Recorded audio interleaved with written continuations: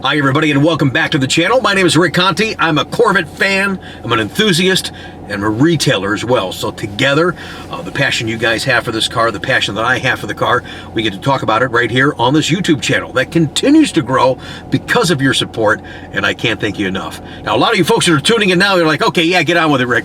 What car was painted in the new Corvette Paint Shop? Was it left Corvette or was it right Corvette? Left Twix, right Twix.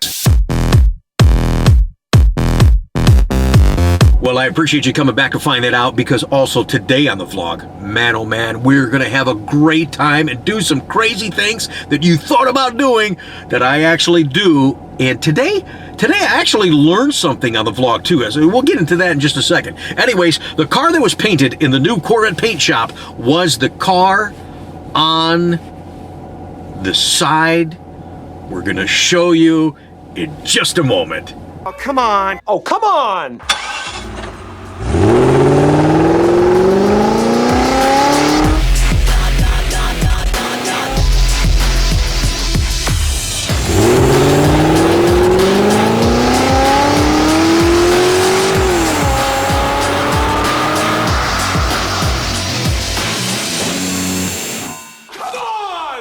Give it to me. Okay, I'm sorry. I had to do that. You know how those shows are, those TV shows that I don't have time to watch, but those TV shows, and they go, and then, you know, and it's coming up after the commercial. It's like, come on, who's the winner? What's the car? Left Twix, right Twix. It was the left Twix. Left Twix was, left Corvette was the car painted out of the new facility.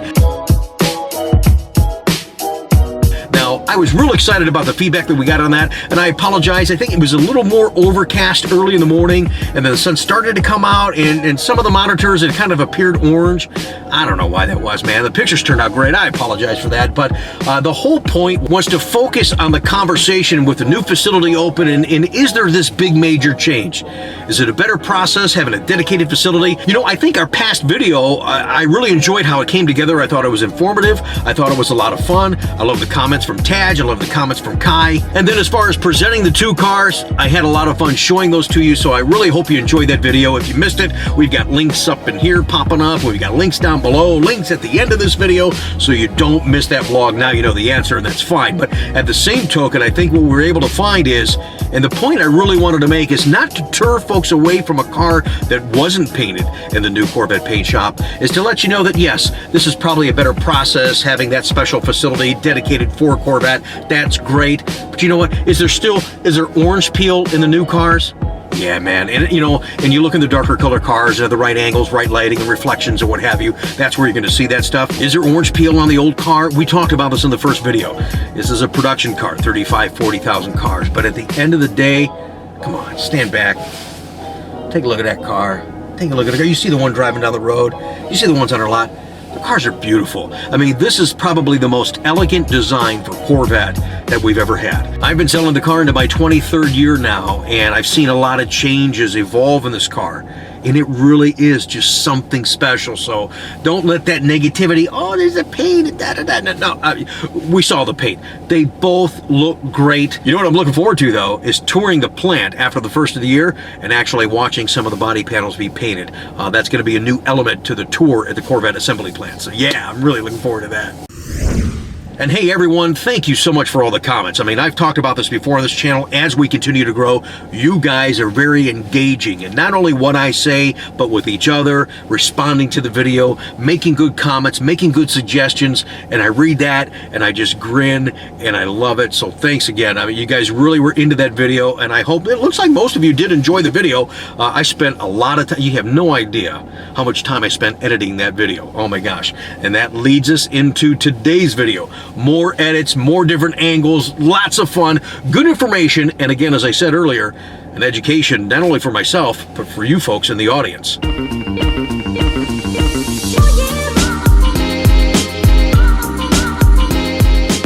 Real quick too, folks, you know, this vehicle of communicating with you here on YouTube is nothing less than exciting for me. I am having such a blast. I've got such a long list of production things that I want to do for you guys that I'm like, oh my gosh, I'm running out of time. Stay tuned. I'm telling you, there's some fun stuff coming, some information coming, good down-to-earth tutorials coming, and in between that, we integrated and trying to have fun, be a little silly once in a while, because I want you to be entertained as you're watching the video. I don't want to be mundane. I want to be real fun, in your face, more frequency, Corvette 24/7. Getting dizzy. All right, I'm gonna stop screwing around. Let's get on with today's video, and I'm hoping that you click this video because you want to see what I was talking about. Stuff that you thought about doing while you're in the car, I did today. But first, today on the vlog, I want to talk about something that kind of came up in a conversation as I was taking in a C6 generation Corvette trade. And as we see these cars continue to evolve, continue to get better, more exciting, you say, oh wow, they did change this, or they did change that. And I guess you don't really appreciate some of those little subtleties unless you actually had a previous generation Corvette. I think one of the things that actually drove me nuts in the previous generation Corvette was the placement and the positioning of the emergency brake handle. All right, so here's the emergency brake on the C6 generation Corvette, and I can't count. I just can't even count how many times folks would say, hey, Rick, is that thing all the way down? I mean, is it down? I mean, it looks like it's kind of sticking up there just a little bit. Yeah, it does. No, that's all the way down. And what would happen with that? Ladies, you know, you get your purse caught on, get your jacket caught on, you go to yank it out, you're like, oh, well, I'm getting ready to take pictures. So I was like, oh, wait a minute. So what we're going to talk about today in the vlog is what we've mentioned before in a couple of previous teasers. You know, what happens if I touch this, if I do that to this feature in the car while I'm driving? Well, you've thought about it. Today, I'm actually going to do it. So the first thing we're going to do today is I'm actually going to pull this lever while we're driving the car in a controlled environment. Go like that. And then, of course, we're going to jump into a C7 and we're going to do the same thing. And so the other thing I'm going to do in that C7 when I'm driving it is what happens, because you've got that push button start, what happens when you push the button while you're driving the car? Now, let me just say this regarding the C6 emergency brake versus the C7. I've never done this before. I'm actually going to do it for the very first time with you guys. No test runs, no nothing. First actual time is with you right here on the vlog. Now, personally, I expect something totally different as far as the feel of the car, the reaction of the car from C6 emergency brake, C7 emergency brake. All right, well, let's go for a ride. I got to get the seatbelt on, secure the camera, and let's do some vlogging. For the sake of comparison, we're going to do them both at 50 miles an hour right now. Here we go. Are you kidding? What?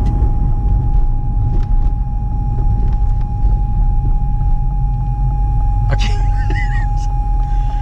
Not what I was expecting. Okay, that was on it. Just kind of coasted to a stop. 100% not what I expected. We're in the C6 when we did that. I'm going to go back around, do it again, and I'm put the GoPro outside so you can see the reaction of the tire when I'm pulling. And I was pulling the brake all the way, but it was like a slow coasting controlled stop. I mean, I guess that's good in some regard, but 100% was not what I was expecting.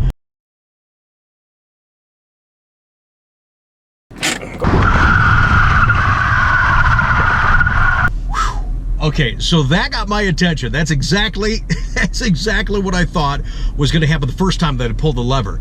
I must not have pulled it all the way up because when I pulled it, you know, it was that slow coasting stop. But when I did it the second time, as you saw, with the GoPro hooked up by the wheel, we locked them up. And that's what I anticipated. But that's the difference I think you're going to see between C6 and C7. We'll drive C7 here in just a second. I'm going to do one more run with the C6 car that we're sitting in right now.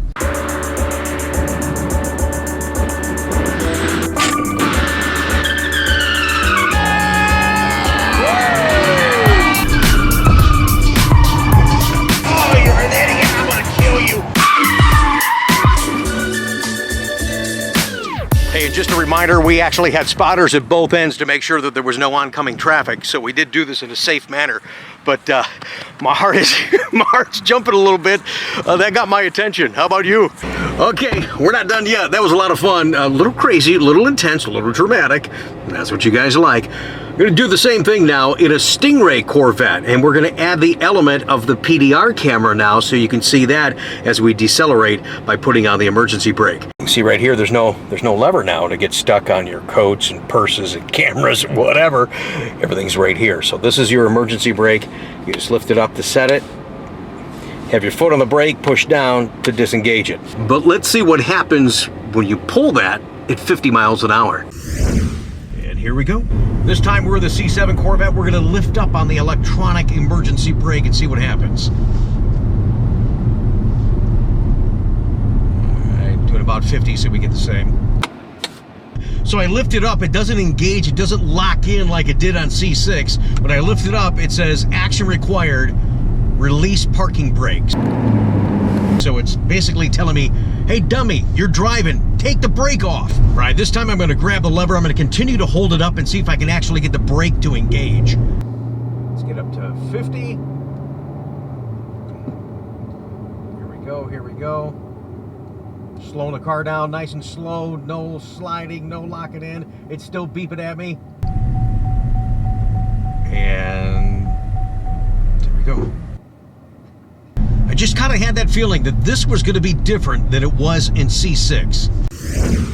Well, I kind of had that feeling that nothing dramatic was going to happen with C7, but that's one of the reasons they changed that electronic brake. I think it's a lot safer in what you do it now, but also, too, you picked up some space by not having that goofy lever in the way. One more time. This one didn't scare the crap out of me, though. It did before, though, man. Oh, my gosh. Oh, you're an idiot. I'm going to kill you. It's trying, it's trying, it's trying, it's trying. It ain't doing anything.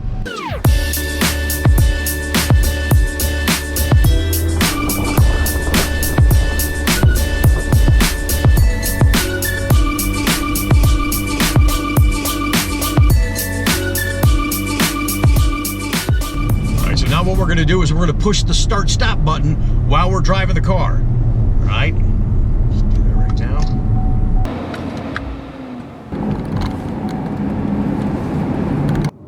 You can hear the vehicle just kind of shut down and we're just coasting. And it tells me if I want to start the vehicle again to put it in neutral, still coasting.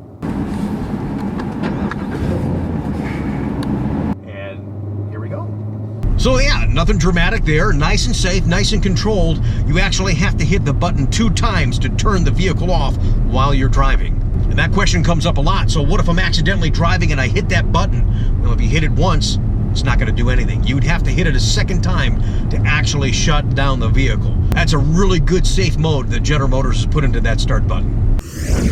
Hey, you know what? I think we've answered a lot of questions today, too, because there's many times that I'm delivering these cars and people have asked and said, hey, what if I'm driving and I accidentally hit that button? Well, now you know. You hit it one time, it's going to do nothing. It gives you an indicator, hey, hit me a second time if you actually want to shut the vehicle down. All right, gang, there you have it. Now you know what happens if you push this, pull that in a C6 Corvette and a C7 Corvette. As a reminder, don't try this at home. I did this under controlled conditions, okay?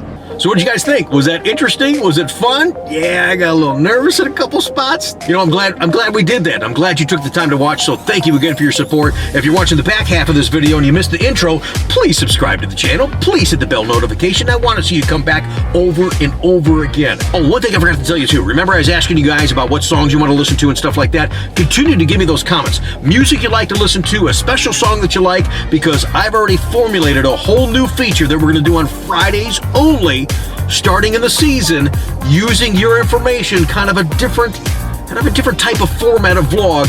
I think you'll like it. We're going to try one to see if you like it, and then I'll continue it. If not, then I'll do something else. But I'm looking forward to your feedback. Something different, fun, that we can integrate on a weekly basis, something that you can count on. So more on that coming up a little bit. Also, too, coming up real soon, March 10th and 11th, I'm going to be in Galveston at the Convention Center, the annual Corvette and Chevy Expo. Man, I'm fired up.